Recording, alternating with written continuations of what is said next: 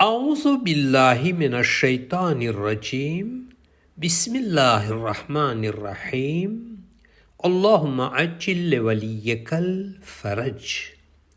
हज़रत अमीरुल मोमिनीन अली इब्न अबी तालिब अलैहिस्सलातु वस्सलाम नहजुल बलागाની અંદર हिकमत નંબર 234માં ઇરશાદ ફરમાવે છે કે સ્ત્રીઓના સારા ગુણો જે પુરુષો માટે ખરાબ છે તે આ મુજબ છે. પહેલું, કાયરતા યાને ડરપોક. બીજું, ગર્વ.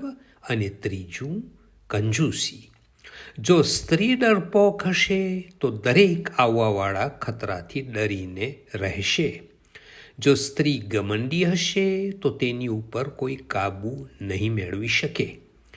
અને જો સ્ત્રી કંજૂસ હશે તો તે પોતાનો અને પોતાના પતિના માલને સંભાળીને રાખશે. આ હદીસમાં સ્ત્રી અને પુરુષના ગુણો બયાન કરવામાં આવ્યા છે. જે ગુણો પુરુષ માટે ખરાબ છે તે જ ગુણો સ્ત્રીઓ માટે સારા ગુણો છે. તેમાં ખાસ 3 ગુણો વિશે ઇમામ એ ફરમાવ્યું છે. કંજૂસી, પુરુષ માટે કંજૂસ હોવું ખરાબ ગુણ છે. જો પુરુષ કંજૂસ હશે તો તેના ઘરના લોકોને તેમજ સમાજને નુકસાન પહોંચશે. અને જો સ્ત્રી સખી બની જશે તો તેના પતિના માલને બેફામ ઉડાવશે. ઘરના ખજાનાને ખાલી કરી દેશે, જેના લીધે ઘરની પરિસ્થિતિ ખરાબ થઈ જશે.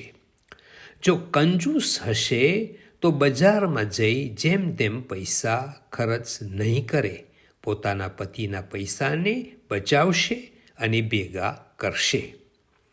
તકબ્બુર યાને પુરુષ માટે ઘમંડ એક ખરાબ ગુણ છે. તેના નુકસાન સૌથી પહેલાં તેને પોતાને જ થાય છે અને તેની આગળ વધવાની શક્તિ અટકી જાય છે, કેમ કે તે પોતાને સૌથી વધારે સારો ગણવા લાગે છે. સ્ત્રીને ઘમંડી હોવું જોઈએ. કોના માટે? શું તેના પતિ સામે કે ખાનદાન માટે? નહીં. અહીંયા ઘમંડી તે પારકા મર્દો સામે, જે લોકો સ્ત્રીઓને થોડાક એવા હસતા મુસ્કુરાહટ જોઈ ને પોતાની ખરાબ વાસનાનો શિકાર બનાવે છે. જો સ્ત્રીમાં ઘમંડ હશે તો તે પોતાની પાસે પોતાના શૌહર સિવાય કોઈને આવવા નહીં દે. જો સ્ત્રી ઘમંડી હશે તો તેની તરફ પારકા લોકોને નજર ઊંચી કરીને જોવાની પણ હિંમત નહીં થાય. પરંતુ સ્ત્રીને પોતાના પતિ સામે નરમ અને ખુશ અખલાક રહેવું જોઈએ. ડરપોક પુરુષને હંમેશા બહાદુર હોવું જોઈએ. તેમાં જ તેની ઇજ્જત છે. અને જો આ સિફત ઓરતોમાં હોય તો તે સારી ગુણ કહેવાશે. તેના લીધે દરેક નાની મોટી ભૂલ કરવા પહેલાં તે વિચારશે.